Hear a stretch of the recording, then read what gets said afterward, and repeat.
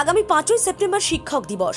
রাজ্য সরকারের শিক্ষারত্ন পুরস্কারে ভূষিত হতে চলেছেন হুগলির আরামবাগ হাই স্কুলের প্রধান শিক্ষক।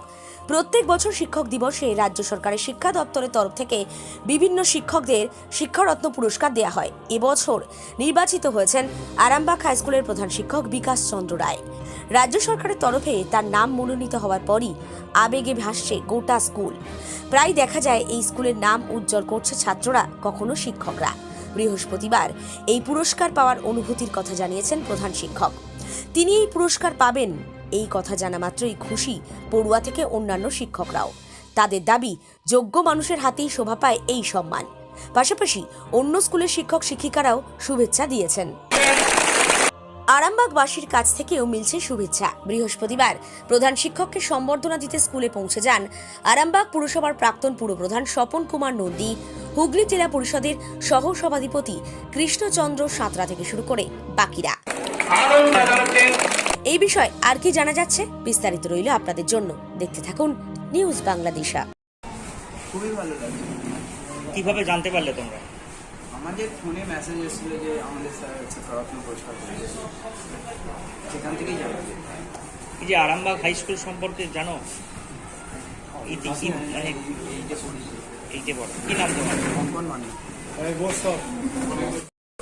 আগের বছর যেমন আমাদের আগের বছর অ্যাসিস্ট্যান্ট হেডমাস্টার পেয়েছিলেন, শিক্ষারত্ন আমাদের হেডমাস্টারও পেয়েছেন। কোন ক্লাসে পড়ছো? কি নাম? অঙ্কিত কুমার দাস।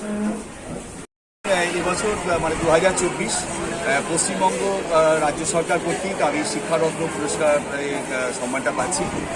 পশ্চিমবঙ্গের সম্মানীয় মুখ্যমন্ত্রী শ্রীমতী মমতা বন্দ্যোপাধ্যায় মহাশয় বিশ্ব বাংলা মেলা প্রাঙ্গণে 5 তারিখ আমাদের হাতে পুরস্কারটি তুলে দেবেন। আজকের এই দিনটি আমার কাছে বড় প্রাপ্তি। আপনারা দেখতে পাচ্ছেন বিদ্যালয়ের সকল শিক্ষক শিক্ষিকা শিক্ষাকর্মী যেভাবে আমাকে ভালোবাসেন। এই পুরস্কারটি তার সঙ্গে আর একটা মুহূর্তে পালজ্য হলো।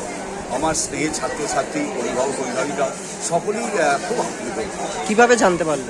আমি আজকে সকালবেলা 7:40 মেলে পেয়েছি যে এবছর আমি শিক্ষারত্ন হিসাবে মনোনীত হয়েছি। কেমন লাগছে? দারুণ লাগছে। মানে একটা প্রাপ্তি, একটা পুরস্কার প্রাপ্তি তো বিরাট সাফল্য থাকে।